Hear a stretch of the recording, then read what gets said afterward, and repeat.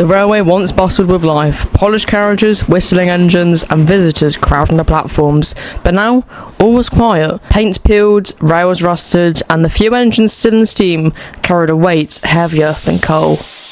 Only Victor, the seasoned S-160, all the way from the Americans, and the proud 9F, the Licky banker, still worked the line regularly. They didn't speak of the end, but they felt it. The sky had been grey for days, wind rattled loose sheets on the sheds, something was coming. Victor was parked in the siding at Manson Park, his boiler low, steam gently rising into the cool air. We've had quiet spells before, but not like this. The Licky banker rumbled into the yard, dragging a short string of empty vans.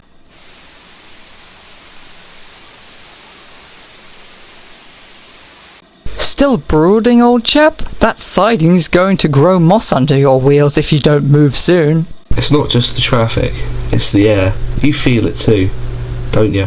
Yeah. Feels like the line's holding its breath.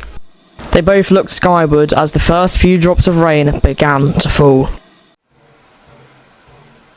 Inside the sheds, the operations manager, a weathered man in a high-vis jacket, hunched over a clipboard, papers fluttered with every gust. The railway owner, a younger man in a soaked raincoat, entered with a soaked hood and a grim face. Halt signal box roof's gone again. That's the third time in 2 years. And the insurance payouts from the last time haven't even come through.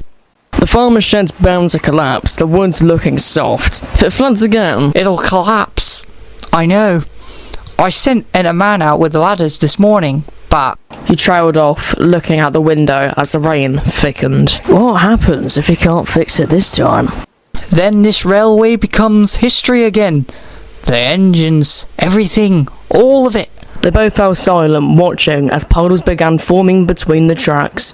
The 9F and Victor waited at Manston, taking shelter under the old shed roof.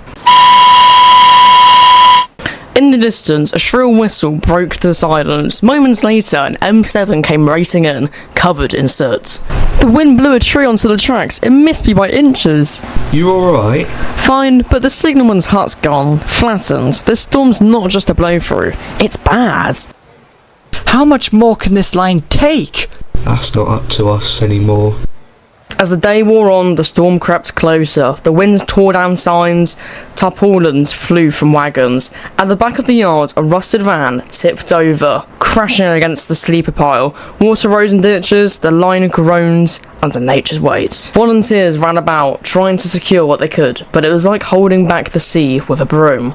That night, the sky turned black. Victor and the Licky banker sat silently in the dark, his fire low now. In the distance, thunder rolled and lightning lit up the yard in the short. Violent flashes, rain battered the tin roof of the old engine sheds. Both of the engines quietly listened to the storm's rage. We've all fought hard, but I don't know if this line can fight much longer. We can't give up. Not now. Not ever. I'm not giving up, just preparing. Lightning struck again, followed by a sudden gust that snapped the signal post in half. The two engines watched it fall. The railway had been through rough times and tough times, but this storm was different. It wasn't just wind and rain, it was a test. And by the morning, everything would change.